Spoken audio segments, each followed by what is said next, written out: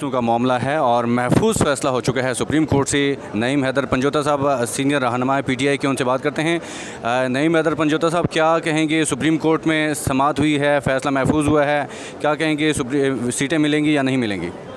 देखें, जैसे आपने देखा कि जो मेजॉरिटी है जजेस की, वो ये कह रहे थे कि जनाब PTI को बतौर आज़ाद उम्मीदवार जो है वो डिक्लेयर किया। किसने किया? इलेक्शन कमीशन ने किया। तो उस गलती को दुरुस्त करना चाहिए ना। उन की गलती जो है वो पाकिस्तान तहरीक इंसाफ को तो अजाला नहीं भुगतना चाहिए और उनके खिलाफ आर्टिकल 6 लगना चाहिए जिन्होंने ये गलती की है। और पाकिस्तान तहरीक इंसाफ का हक था, उन्हें सीटें मिलती। और अगर अहमद रज़ा साहब की बात की जाए कि उनकी जमात जो है वो भी नहीं लड़ी इलेक्शन, तो उन्होंने भी कहा था कि मुझे निशान दिया जाए घोड़े का, मैं अपने निशान से लड़ना चाहता हूँ। उन्हें भी इसी तरह से नहीं दिया गया, उन्हें भी आज़ाद किया गया।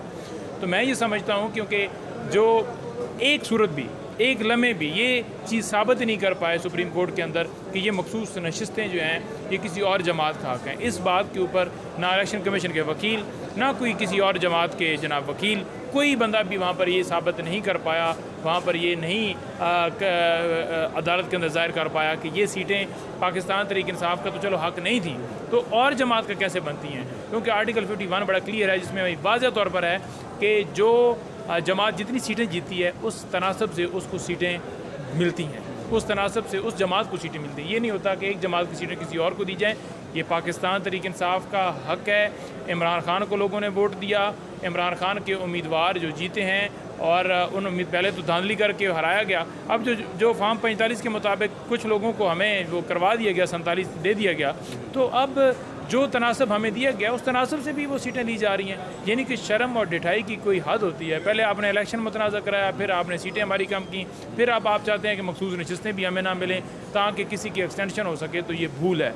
किसी सूरत एक्सटेंशन हम कबूल नहीं करेंगे और ना ही कोई इस तरह का फ़ैसला जो है वो हम रखते हैं उम्मीद कि अदालत इस तरह का फ़ैसला देगी कि हमारी मखसूस नशिस्तें छीन कर।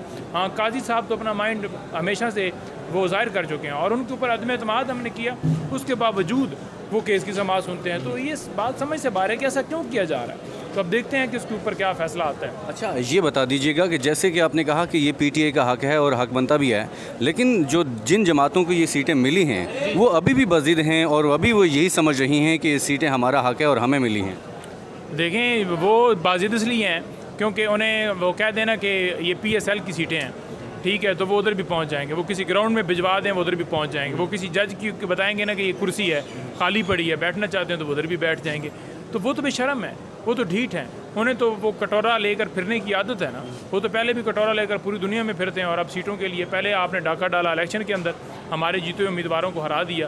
अब फॉर्म 45 लेकर आप उधर नहीं आते और मखसूस नशिस्तों की बात है ये तो फिर भी कटोरा लेकर पहुंच गए। तो वो तो कटोरे वाले हैं। तो जो बेकारी होता है ना वो कटोरा लेके फिरता रहता है, तो वो कटोरा लेके फिरते रहें। लेकिन अदालत के अंदर मामला है, अब अदालत ने उसके ऊपर डिसाइड करना है। हम अदालत से हमने यही सदा की ये हमारा हक है, आवाम का हक है। पहले आपने निशान छीना, ठीक है, इसी सुप्रीम कोर्ट ने जो कि महरूम किया गया एक जमात के वोटर्स को कि वो अपने जमात की जो उम्मीदवार हैं उसकी निशानदेही।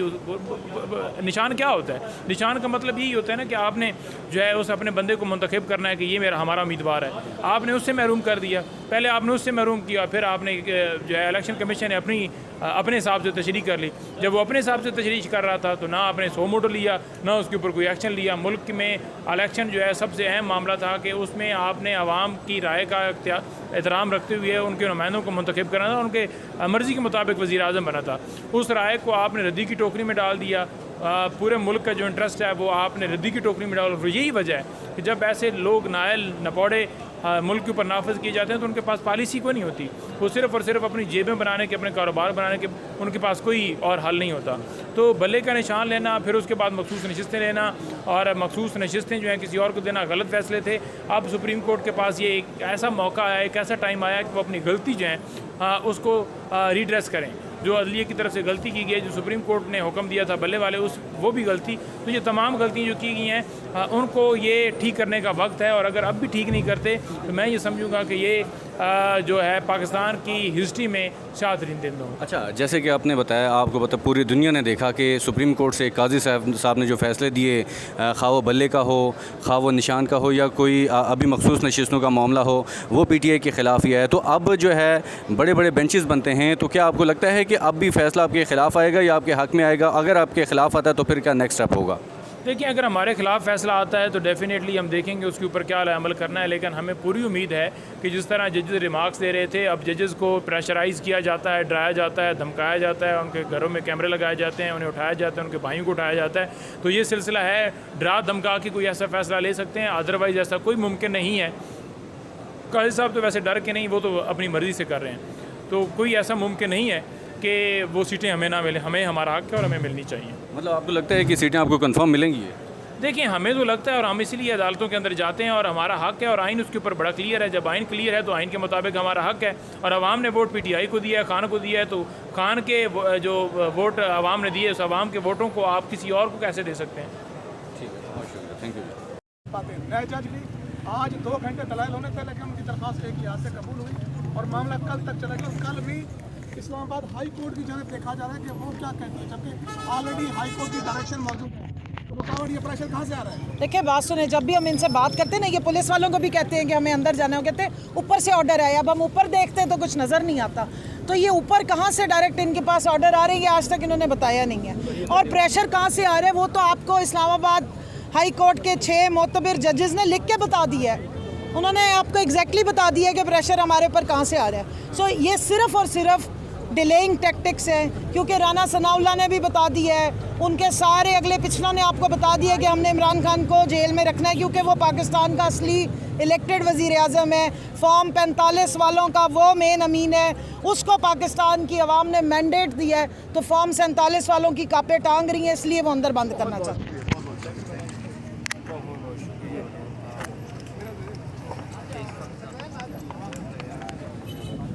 देखो, प्रेशर पता लगेगा। वो ये किसका है अपना? हेलो जेके जहांगीर। जी नाज़रीन, यहाँ पे आप देख रहे हैं कि बड़ी तादाद में ख़वातीन मौजूद हैं, कुछ बात करेंगे। अस्सलाम वालेकुम, क्या कहेंगी आप? यहाँ पर आए हैं, इमरान खान साहब इद्दत केस का फैसला अभी तक नहीं है, क्या कहेंगे? देखिए जी, हमारी प्रेसिडेंट साहब ने सब बता दिया ना। कुछ बोलेंगे? जी, वो उन्होंने बता दिया ना। दलाइल बड़े मुफस्सल मुदल्लल अंदाज में सलमान अकरम राजा साहब ने दिए, क्या कहना चाहेंगी, कितनी पूरी उम्मीद है?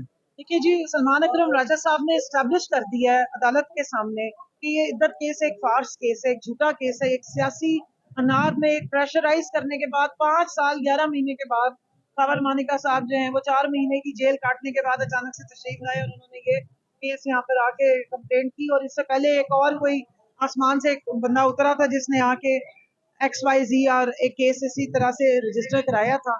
तो एक उन्होंने इद्दत की डेफिनेशन को, फिर पाकिस्तान में जो लॉज हैं, सुप्रीम कोर्ट की जो जजमेंट्स हैं, जो शरीयत में जो इसके बारे में बात की है, कुरान और सुन्नत में इसके बारे में क्या मालूमात है, वो पूरी की पूरी तफसीलन